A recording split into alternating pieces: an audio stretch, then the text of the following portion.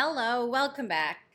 This video is going to be so much shorter than all the other ones on the channel so far, and that is because we listen to criticism here. By we, I mean me, and by criticism, I'm talking about the ones that I give myself. So, to start, I'd like to say that we're doing a bit of a pivot in how we're doing these videos. In the past, I've sort of done a play-by-play, which means I end up recording for like 3 hours. I edit it down to maybe an hour and 20 minutes, and it's just so much work. Both my making it and you probably watching it. So we're gonna make it easier on ourselves. Starting with this video, hopefully until the foreseeable future, I will just be covering, instead of a play-by-play, the most like, I'm gonna use the word dramatic, the most dramatic scenes for the rest of the episodes for Love is Blind and any other reality show that I end up covering. So yeah, this is not the play-by-play, but a conversation around the 3 episodes in the second set of Love is Blind season 5. That's episodes 5, 6, and 7. Don't give the titles, right? Don't Give Up on Me, Going Home, and First Class Love. This season is giving us both so much and absolutely nothing. And I say this because not only was there a record low number of people who were engaged by the end of the engagement episodes, the reveal or whatever, the Mexico scenes in episodes are really I don't even think it's an entire episode. I think it's across 2 episodes, but if you put them together, it's one. Obviously, as you already probably know, if you're on this video, you've seen others that has speculations about things that were cut out. But so if we just take what Netflix has given us, it's giving us nothing. It's a lot of fluff. And it is a lot of drama. I'm not saying there's no drama. I talked about this in the first video, the most dramatic first set of episodes so far, but also it's giving us nothing. And I feel like either Netflix is amazing or absolutely horrible for doing that. Maybe both. You know? It's both really dramatic and absolute fluff. All right, we are going to start. Oh, I scrolled the wrong way. We are going to start with episode 5 entitled Don't Give Up on Me. So we left off with Aaliyah, or with Uche being told that Aaliyah had left, right? So the first thing that we're talking about is when Uche finally gets Aaliyah on the phone. So basically he is sitting at a confessional and he's saying, he says that she had no reservations the day before because he was fixing to propose to her. I think the way this works is they all propose on the same day, right? I don't know. So he was fixing to propose to her. She had left, and he was saying to the producers that the day before they had talked to each other, there was nothing weird. Something must have happened. So the producers get Aaliyah on the phone. They had asked Uche, would you like us to call her? If she picks up, we can ask her if she wants to talk to you. And to be fair, that's exactly what they did. I have real issues with Uche. I said this in the other video. I feel like he's a red flag. I think now he's a neon red flag. Not saying that, we'll talk about Lydia later. Anyway, so they get on the phone, right? And Aaliyah is explaining to him that she had what she called an exchange of words with Lydia.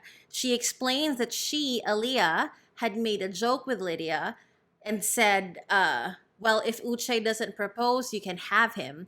And she says that Aaliyah kind of blew up at that and said, I don't fucking want him, and all these things.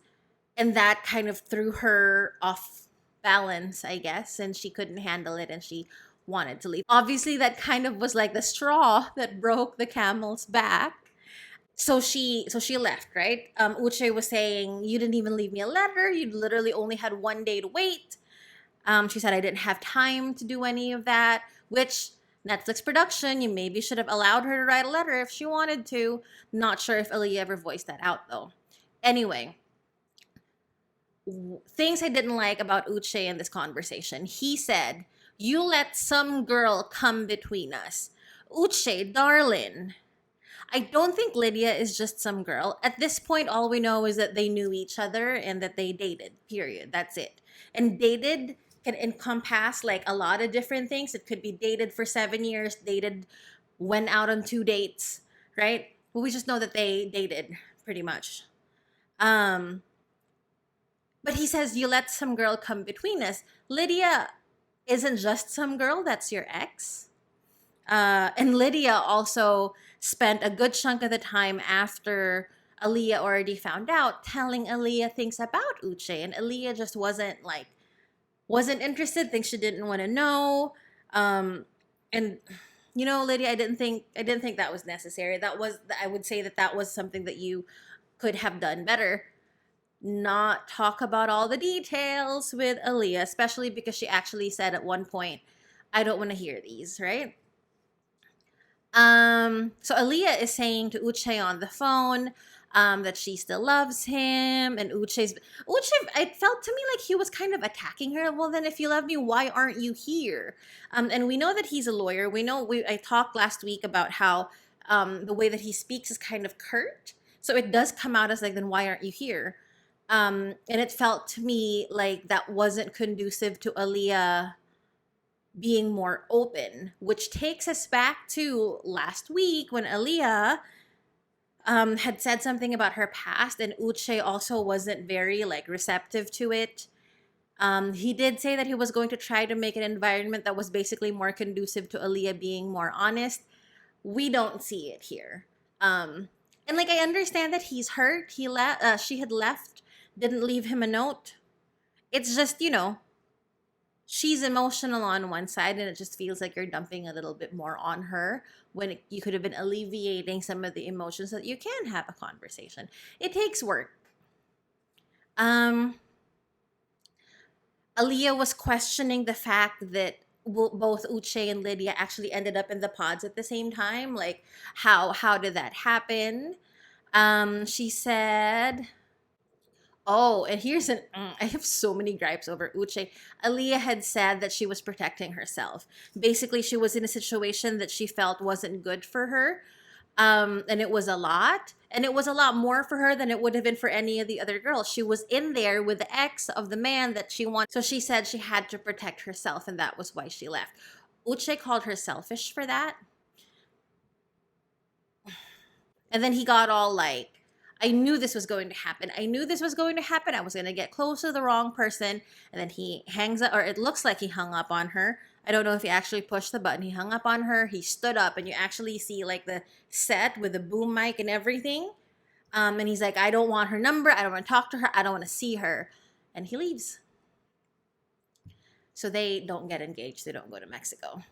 But guess who does go to Mexico? So the 3 couples who go to Mexico are Milton and Lydia, JP and Taylor, and Izzy and Stacy. I'd like to talk about JP and Taylor.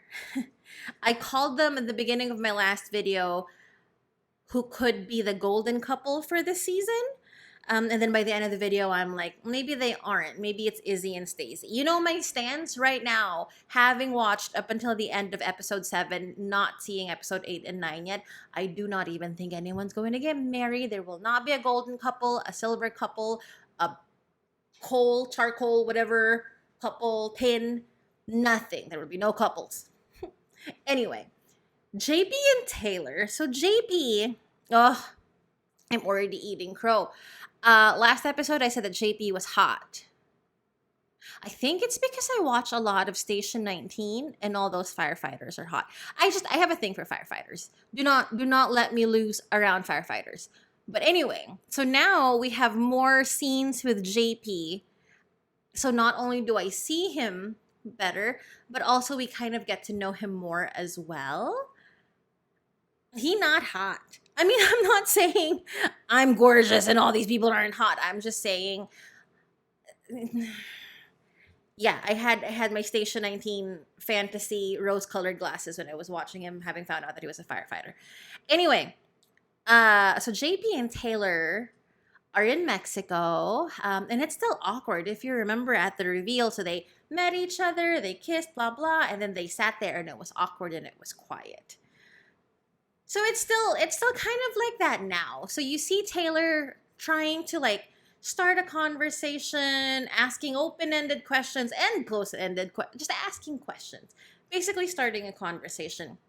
And JP would mostly just like give monosyllabic responses or grunt even sometimes or just nod and smile. And I'm not saying that he never spoke the whole time. I'm just saying percentage wise, Taylor was maybe speaking 85% of the time and JP maybe 15. Um, and Taylor seems like a out she seems outgoing enough, not so in your face at all, but definitely someone who can hold her own in a conversation.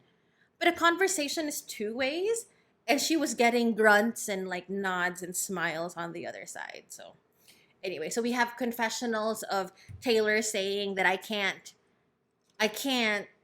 be talking for the rest of our lives. Um, because apparently the night before JP had told her, well, you can just talk. And she's right. It's not like she can talk the rest of her life, right? And you do kind of see with JP that he's a little bit more reserved and stiff and quiet, and he seemed uncomfortable, which I could tell was making Taylor uncomfortable.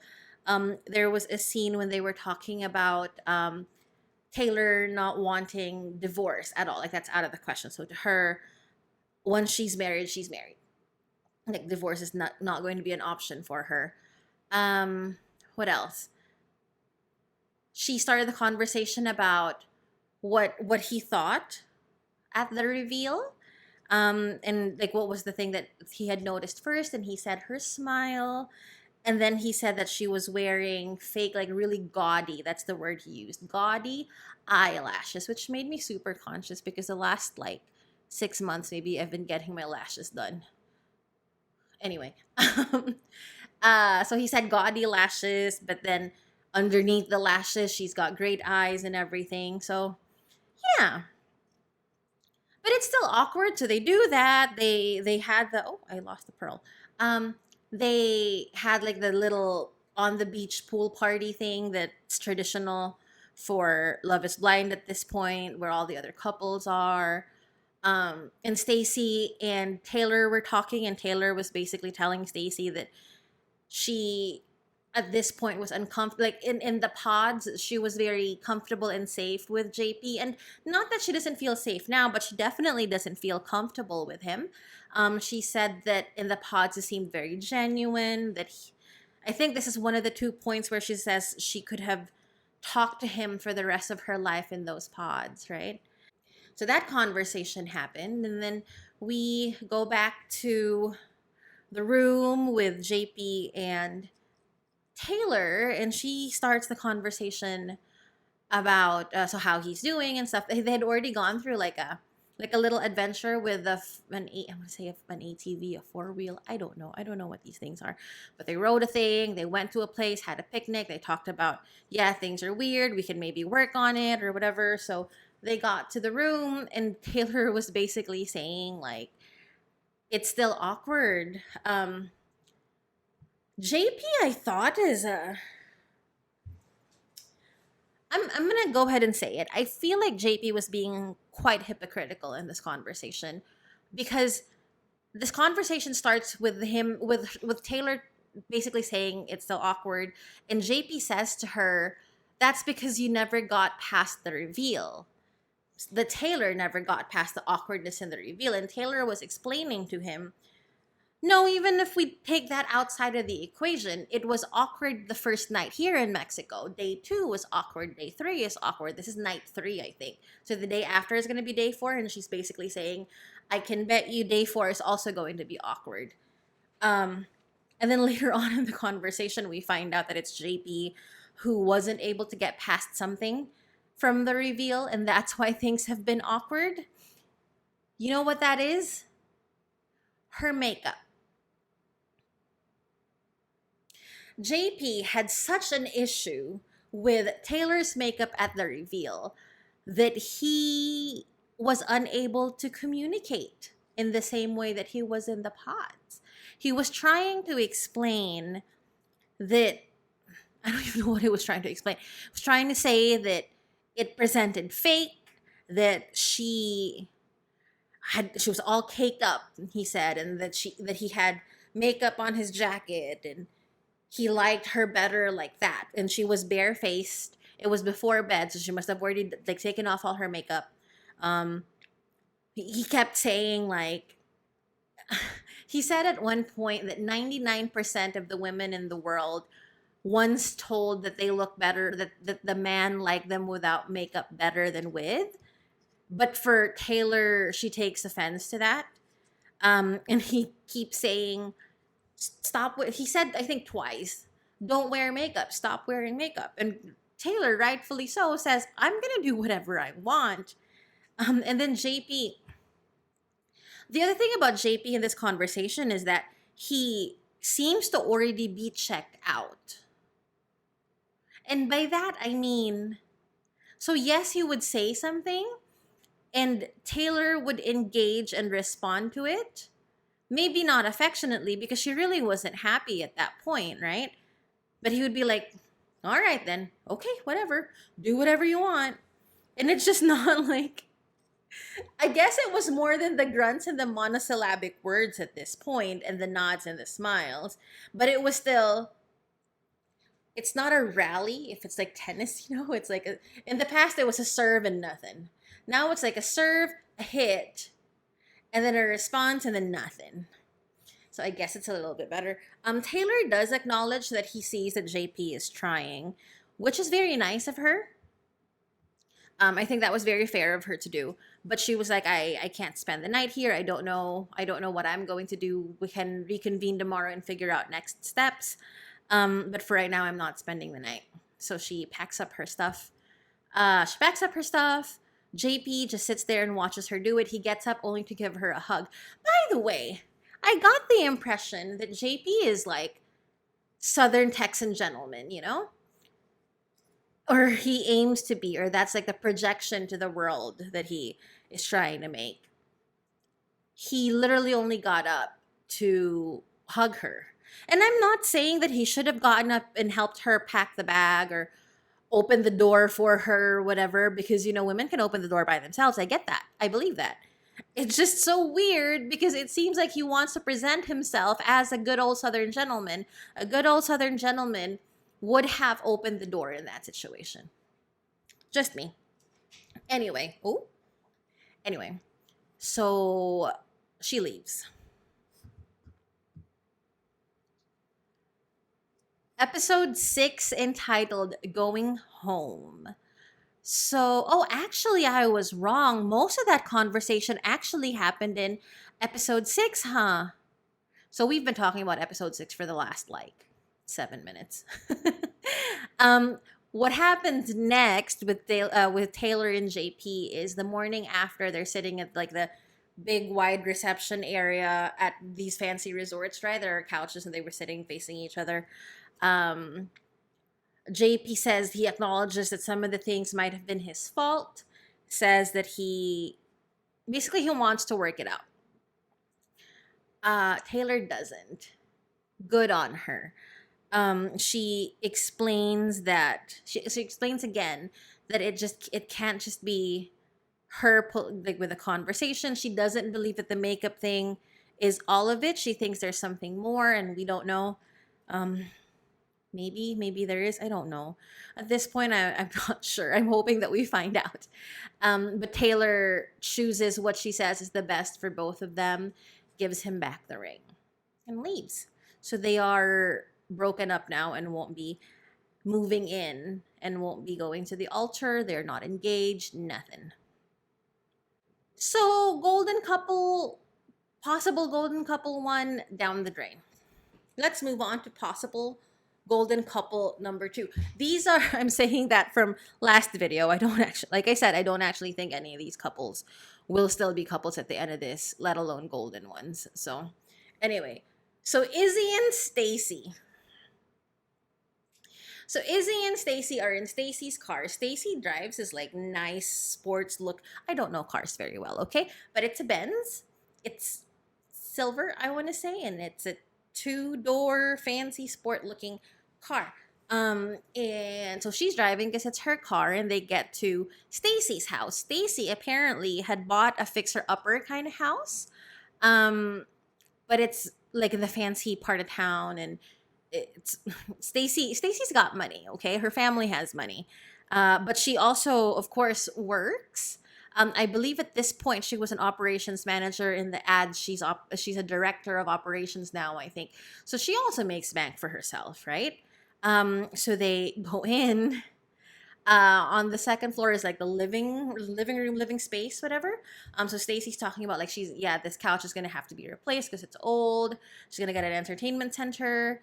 And Izzy's all and and then we can put an 85-inch TV right here.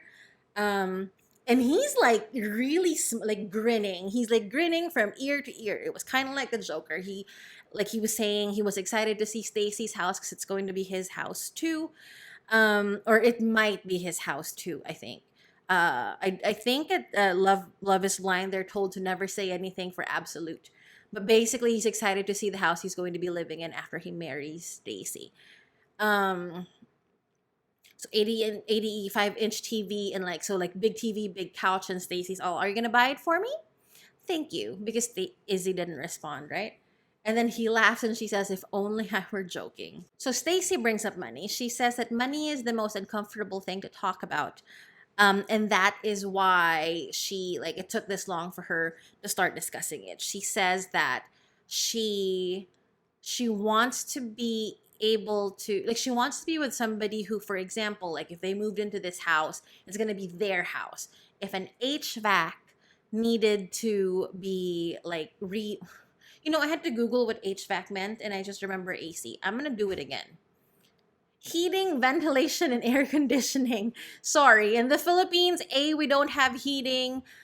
B, a lot of the ACs are window type. Anyways, if an HVAC breaks, which is the ventilation, heating, air system breaks, that could be $20,000, and there are two of them in her house, and it's been a while since it's been replaced. It's definitely going to break at some point. Will the man she will end up with be able to help her out with that? Which I think is fair enough. If you're going to be living there, those expenses can't just be on Stacy, even though it's her house, because at that point you're living in her house. It's y'all's house. And so Izzy explains that, while I know it's going to be your house, I think for everything it should be 50-50. Which I think is a good answer, actually, to be honest, when he said everything is 50-50. And then, this is going to get me canceled before I even got started. And then Stacy says, "What about dinner?" And he says 50-50. And she goes, "No, dinner's not 50-50. So I will just say, this is the part that I think is going to get me canceled. That's not me. That's not me. A man paying for my dinner makes me feel uncomfortable. It does. I do not I mean, I guess I'm okay with if the guy buys the dinner and then I buy the dessert somewhere else, or like the drinks after. It's usually dessert. I don't drink very much. Last time I had 2 bottles, right? And I was already loopy from that. Anyway, to Stacy, so that's what I'm talking about, that I might get canceled because I'm like, Stacy, no. But I also understand that Stacy and I are very different women.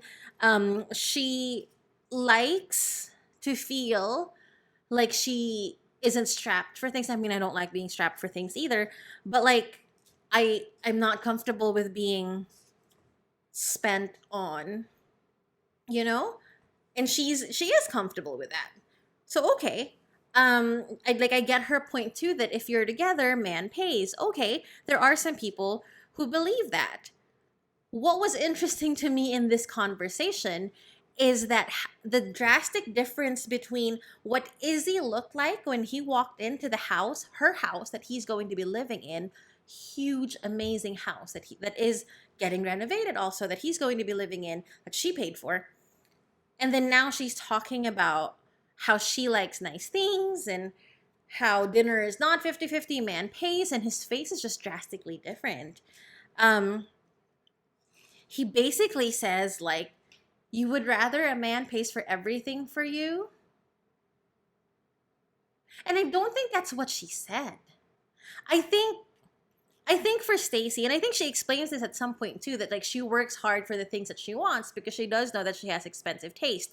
What that means, Izzy, is that she is buying her own things for herself. She's paying for her own vacations. She working for her money so she can live the lifestyle that she wants. I think specifically for things like dinner and, you know, uh, I'm not sure what else. I haven't dated in a while. Point is, Izzy was asking you would like the man to pay for everything for you, but that's obviously not it because she knows that she's needing to work to pay for the stuff that she wants, which means she isn't going to require a man to buy all the things for her. I think she just wants to feel like the man can and would.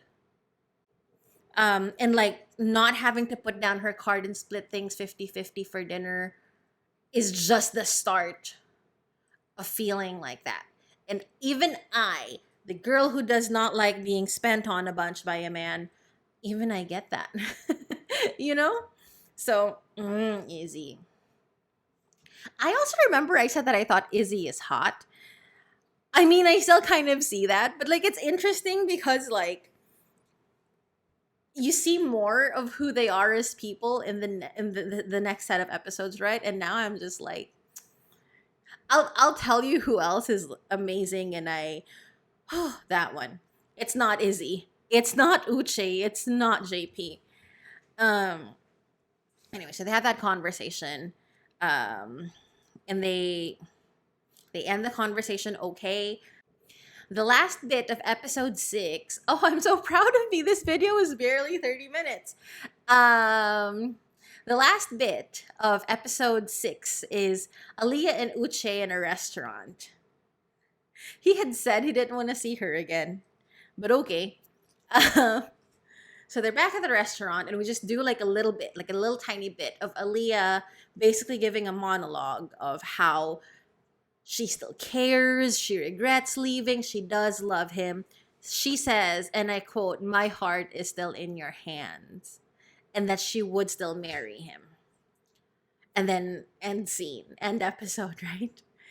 We move on to episode 7, which I have I'm scrolling a bunch, a lot of notes on. So maybe this recording will still be an hour. I don't know. Okay. First Class Love is the title of the episode. So we go with Aaliyah and Uche. And Aaliyah, so exactly where we left off, that she would still marry him. Uche started explaining that when she left, it's like he broke. And he explains that even though he knew that A, he didn't have feelings for Lydia anymore, and B, that he was in love with Aaliyah, he somehow still felt some sense of, I guess, loyalty or like sense of wanting to protect Lydia. And that was why there were things about his and Lydia's relationship that he didn't tell Aaliyah. But we find out here. He says that Lydia invaded his privacy. He says that so they had gotten together, invaded privacy. What order did it go? Their privacy, and he broke it off. Said he kept so because of the privacy invasion of privacy at that point he broke it off. And then like she went through like a rough patch kind of, and he figured, oh, she needs me, which by the way felt a little bit like superhero much, like, you know. So they started talking again, and they got together again or whatever, and in the process or during that time, Lydia had started like finding people that he follows on Instagram. And I don't know if she ends up following them too, but what he says is she definitely watches their stories on a regular basis, to a point that he had called it stalking at one point. Um, and apparently the girls whose stories Lydia was watching, would send Uche a message with some screen captures saying, "Do you know this girl? Because she's been watching my stories for weeks." And that to him was weird. And also he says that Lydia would drive by his house and like took a picture of his driveway and sent it to him saying, "I see you." To be fair, that sounds creepy. but we haven't heard Lydia's side yet, right? Anyway, um, so Aaliyah is still saying, Aaliyah still said even that she's still questioning about whether or not Uche and Lydia actually intended to come into the show together. And I didn't like Uche's reaction because I feel like at this point that was a fair question. They, like, what a small world. It's either, what is happening with my hair? It's either they planned it and hit it really well, or the Netflix producers did not do their due diligence. Either or both can be true. Aaliyah also says that Lydia for sure knew that Uche was going to be there because the first day at the pods, while they were still in the women's quarters, Lydia had been saying, I have a feeling that I'm going to run into somebody from my past here." So she apparently knew something about an email while she was at his house. Um, so Aaliyah says, she jokes, right? She says, "Well, I don't know. I figured y'all should just gone to the ultimatum or whatever." And Uche, as always, gets really like, it feels like it feels high and mighty. He's like, how would that even work? That's just dumb. So we didn't know each other, and then we meet each other, and then we meet our friends, and our friends pretend they know. Like, Uche, at this point, like, yeah, sure, that sounds ridiculous out of context, but all things considered in this situation, other things, like worse things have happened. Like, don't be belittling her thoughts and questions and how she's wondering about certain things. Ugh. Anyway, long story short, so Aaliyah does say, "I'm still in love with you," blah, or "I still love you," and Uche says, "At this point, it's over between us." So after the episode, Uche on his Instagram spilled a bunch of tea. So the shot of him actually saying, "It's over." So he was giving a little bit of a speech, right? But the shot of him actually saying, "It's over between us," it was a shot of Aaliyah, and it's like a reaction shot. And she goes, "I understand." Uche on his IG story goes and says, "Yeah, that was dubbed in after for post production. Actually, we left that restaurant together, having decided that we're going to date outside of the show." Like, how is there already tea like this? And Uche's a lawyer. If there was like a non-disclosure or whatever, he would know not to mess. It's hilarious. Anyway, basically, like, the juiciest tea in this season does not come from the show. I guess that might have been true for other seasons too, but for other seasons there is at least some tea in the episodes, and it's just supplemented here and there. This, it feels like all the things that are worth knowing are outside of the show. They're all on like TikTok or YouTube or whatever. Anyway, so as far as we are concerned in the episode, Uche said, I think it's over between us." This is another one. We move on. I don't talk about Lydia and Milton so much. Milton met Lydia's parents. They love him. Lydia met Milton's like roommate. There's a microscope. They click, the whole thing. But Izzy and Stacy now go to Izzy's apartment. This is another one of those, like, it's weird for me because I also kind of see both points, but also like, so Izzy, first of all, considering Izzy is a guy, he's got a nice place. He's got nice little touches. There's like flowers on the wall, and she's all like, "Did you make this?" And he's like, "Yeah, it's a very Hobby Lobby house."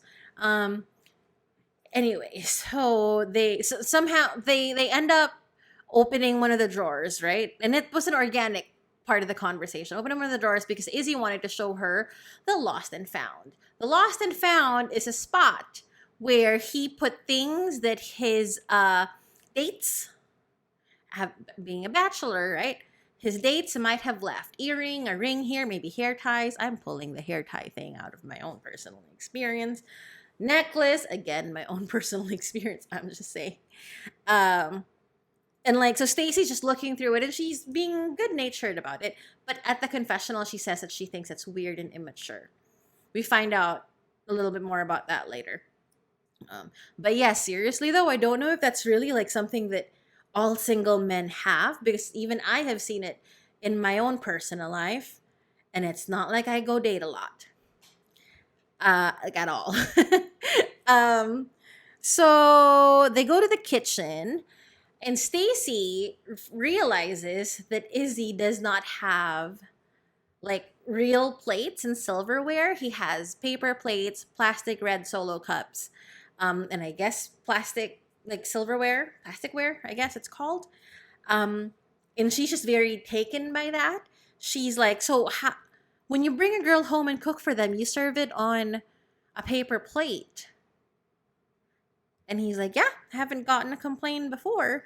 And he's like, if I brought you here, you wouldn't be like, it wouldn't be impressive. And like, what would happen? And she's like, I would bring my own silver. I would bring silverware to you.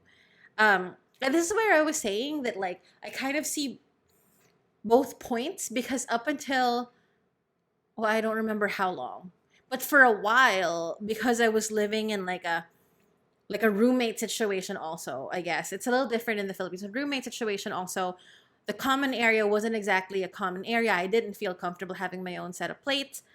I had one plate. I had one plate, um, and spoon and fork. So whenever I had guests who would go down to the pool, I would have uh, paper plates. When I finally moved into my own apartment, I did not feel the need to like start in the kitchen, like AC, bed, TV, couch, you know? Like I had one plate to eat. I had pots and pans to cook from and things to use. Like I wasn't using a fork to flip things. I actually had a spatula or whatever it's called. Flipper thing? Whatever. I had a ladle for when I made soups. Like it wasn't as important for me to get dishes, right? And I don't think that's an age thing. I have a friend who like always made me feel weird about that. Like, yeah. And I now as an adult, as a more like head on straight kind of adult, I feel like that wasn't great that she was making me feel weird about that. It feels more weird that she was making me feel weird about that actually. Um, but yeah, now I have everything. Shout out to my landlady who left a bunch of things. But even if she didn't leave a bunch of things, I still would have enough in the kitchen to be able to host a dinner party, for example, right? So I get that some people can be okay with paper plates and cups. There are multiple reasons for using it. Do I think that Izzy himself should still have them? I don't. I don't for two reasons that, if put together, I really don't think so. Number one, I think if you can help it, you don't use paper plates and cups. It's bad for Mother Earth. Uh, Also, number two, like I said earlier, at the time that I was using all that, I was still getting myself settled in other things. And for most of the time, when I was using paper plates, actually, now that I think of it, I didn't use paper plates all that often. It really was just when I was hosting people, because I did have my one single lone plate that I would eat out of, right? Um, but I feel like based on how the rest of his house looked, he definitely could have built his kitchen cupboard contents at that point. So yeah, Izzy, like maybe there was time to do that right. Stacy's reaction to it seemed a little drastic to me though, but I understand that to her it means a lot more, because her points are, you didn't want to try and impress me, um which makes sense to me, right? Because they're engaged now. uh like why? And it also, the lost and found drawer also comes into play, because basically she's saying, he is saying that he wanted her to see who he is, but Stacy is saying, yes, but for me, out of respect to him, to Izzy, basically, she had thrown away a bunch of pictures of, I guess, old boyfriends or whatever, because she does want to start their relationship at the best possible like situation. So I get that too. Um I do not I think Stacy is very put together. She has her life together, she has her goals, she is earning her money, she has just bought a house, she knows what she wants. I think Izzy is kind of along for the ride is getting like a huge like not plus. Basically he won the lottery with Stacy, right? He's along for the ride and got lucky and found a girl who is amazing. And now I feel like he's just going to be like, whatevs. So I possible golden couple number two down the drain. They do, however, end that conversation hugging. Stacy walks out. Stacy walks out, and Izzy comes to her and hugs her and stuff. So okay. They do go over to Stacy's dad's house, and so Stacy's parents are divorced, but it's her like nuclear family who was there, her two sisters, her mom and her dad. And at one point she gets emotional because she says like she is very careful with getting married because she has seen one of those implode basically. um so they talk, they get to know Izzy, and Izzy is very like, it almost felt like a fish out of water. Again, Stacy's family has money. They're the, we're gonna spend a week in Nice in France, the entire family, all five of them, an entire suitcase filled with shoes because all three sisters, Stacy, I think Sloane, and Chelsea are the sisters, and then Tracy's the mom, Dale is the dad. Uh, Izzy didn't have a passport until barely right then, so I think he had to get a passport so he could go to Mexico. Uh, but before, like, he's never done any travel. He lives in Texas, hasn't been to California or New York. And like, that's not necessarily a bad thing. I'm just saying, in comparison to Stacy and her family, who summers in Nice or whatever, that's very, very different, right? They talk about what he does for a living. He says that he'd been in sales for 9 years. He did decide to have like a better work-life balance, and one of his friends said, "Hey, come into insurance," right? Where he had a week vacation in Colorado, came back, worked for a couple of days, and had to leave for Love is Blind. So they're like, but you still work, right? Because that's important to them, and it would be important to anybody marrying into their family. Yes, absolutely. So I don't know what he does basically, but he says that it's the kind of job where he gets out what he puts in, and he calls it at one point sky is the limit. He says that now he is in a position to be able to travel, and he'd like to do that. He says he wants to get a picture with the Eiffel Tower. So do I. Uh, he didn't say the Louvre, but my brain automatically went to, yeah, and the Louvre also. Um, so Dale is Stacy's dad, pulls him for a conversation, and they do start out talking about money, right? He says at his confessional that like, it's not as if, it's not like he wouldn't put it as Stacy being materialistic. She doesn't want to go Dutch. Like, she wants to be taken care of. Um, so they do kind of start talking about money, and Dale says, "Well, I don't want to focus about money necessarily. Stacy needs support." And somehow Izzy's answer is the HVAC situation about $20,000, so it's still about money. That conversation ends well for some reason. I don't see how. I don't see how it ends well because Izzy wasn't giving him anything. Izzy was just like, yeah, sky's the limit with where I'm working now. But that doesn't actually tell him how he's going to take care of her daughter. I don't know, but it ends with Dale basically saying that Izzy has a good head on his shoulders. Yeah.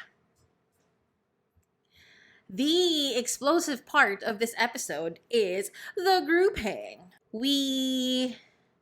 It's at the pool, I guess, at the condo or whatever that the couples are staying in. We see Renee and Carter who are already there. We'll talk about them in a second.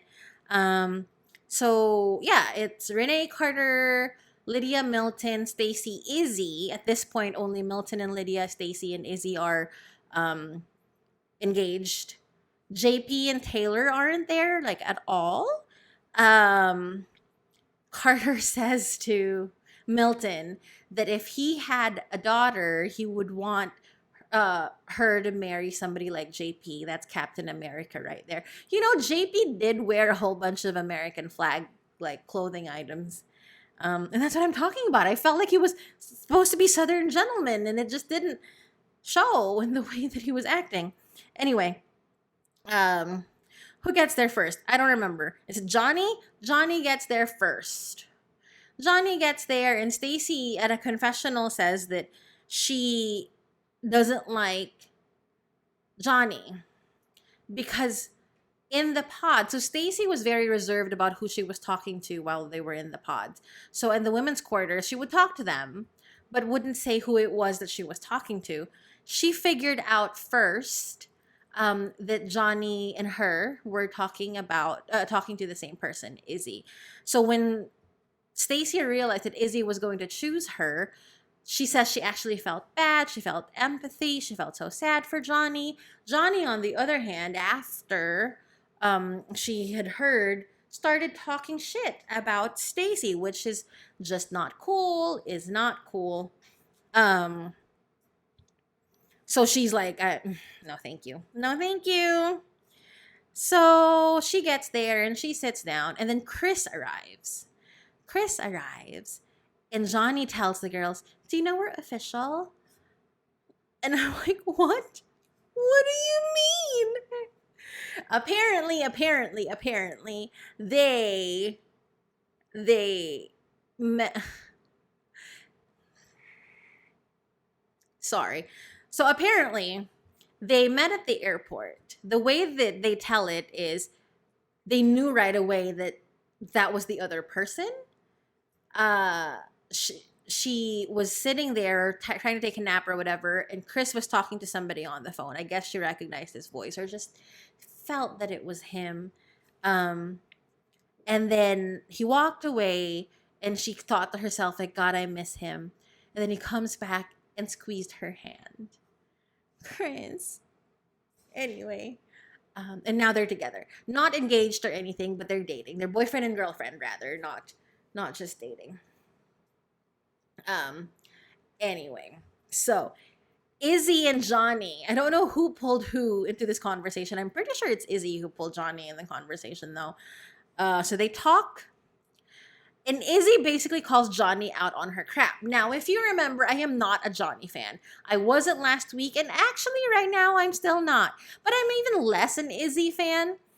And this conversation to me was unnecessary because Izzy basically was, yes, calling her out on what potentially could have been lies. But at this point, it doesn't matter. Like, Izzy took it upon himself to call Johnny out because he was offended over the lie, I'm using air quotes, lies that Johnny had told to both him and Chris. He also said that he thinks that Johnny is sketchy because the things that she was telling him in the pod, she was also telling other people. When Johnny told him, you were my number one, and he interrupts and says, I wasn't your only number one though. And Johnny puts her foot down and says, yes, you were. And that is why I'm going to spend the rest of my life making it up to Chris for being my number two. I don't think that conversation was necessary. And I don't just mean like it wasn't necessary to have on video and aired. I'm saying Izzy didn't need to pull her into a conversation. Izzy, you seem to live for the drama or don't know how to identify what's necessary and unnecessary drama because that didn't need to happen. So he leaves that conversation kind of proud of himself because he goes over to Stacy all excited, like, yeah, I called her out on her crap. Stacy, again, doesn't like Johnny, but she's less enthused about the conversation than Izzy is, but that's because Izzy's like, again, like grinning from ear to ear. Johnny's crying next to Chris. And she was saying that, yeah, he said that everybody thinks I'm sketchy. And he's like, nobody thinks you're sketchy. And Chris is comforting her, saying, the people who are important, they already know that you're not sketchy. And if they don't know that, then they're not important. I was telling you guys earlier that none of these boys, I'm moving from calling them men to boys. None of these boys are Chris. However, still, Carter calls him the prettiest boy or whatever in the group, which is true. Uh, like if he weren't 28, I'll be like, honey, baby, maybe 29. I don't even remember. Anyway, so Chris is cute and seems to really be genuinely a good person. So I'm still not a Johnny fan, to be perfectly honest. I feel like it was sketchy. Bad choice of words there, but I feel like she chose Izzy over Chris and then suddenly wanted Chris back when it was a no with Izzy. I think Chris was right in not taking her back. By the way, she says at some point in this group hang that Chris broke up with her, and Chris just kind of agrees with her. That's not the way that I see it. I think she broke up with him, tried to get back together, and he declined. I don't think that that's a breakup. But, maybe semantics, or maybe there are things we didn't see. I made a TikTok saying, Chris, blink twice if we need to get you out of the situation, because I do still kind of think that, to be perfectly honest. But upon second watch of this episode, because I do watch these twice before I make the videos, right? I think that Johnny knows how lucky she is. I think that she really is working towards being a better person for Chris, or being a better person in general, but also knowing that there are things that she needed to make up for with Chris for having chosen Izzy to start. Fine, maybe I won't hate Johnny. And then so Uche arrives. You know what? Whatever else, Lydia's funny. Uche arrives and says hi, blah, blah, blah, and then goes to Lydia and says, do you want to talk? And Lydia's biting into something. He's like, not really, but if I have to. I thought it was cute. And I barely ever think Lydia's adorable. She was adorable then. She does get up though. Because Uche says, you don't have to. She says, no, it's fine. I'll talk to you. So they go into a separate room, like a wide room with a small table at the end. It doesn't go well. Uche starts by saying that Lydia lied to him, and Lydia's like, I didn't lie to you. And anyway, Uche was getting into like specifics, and Lydia was like, I don't need to rehash everything with you right now. And they, long story short, they start yelling at each other. Uche shows Lydia the screen captures that the girl sent him on Instagram, and Lydia's like, I don't know what the Instagram algorithm is. That much I don't believe. And I say this again from personal experience. I went through a phase when I was into, and I feel like a lot of the women here, if there are women if there is anyone watching this at all, but any woman who's watching, we know that we are better than the FBI when investigating a boy we like. Go through who they're following, go through who's following them, see the tagged photos, who was tagged on the tagged photos, or whatever, right? Lydia, I think you really actively did look up some of these women and follow their Instagram stories. Uche, is that reason to like put her on blast for the entire world to see? I don't think so, because again, every woman does that. However, Uche continues to say he talked about having driven by his house, and when he was telling Aaliyah about it, it sounded like she did it a lot of times, and only once did she take a picture of the driveway and sent it to him. But in this conversation, it sounds like she did it just that one time, so I don't know what's true. I can understand from Uche's perspective that is creepy. Like I said, getting a picture saying and a note of your house and a note saying "I see you," that is kind of creepy, or more than kind of creepy. But I still feel like, were you trying to make it seem worse than it actually is, Uche? Anyway, Lydia says, do you want me to tell them? Do you want me to tell them about the sexting? At the confessional, she says that Uche had cheated on her, had slept with somebody while they were together. And she continues to say, which is why it's very rich of him to be reacting that way with Aaliyah when it was apparently something that he did so himself.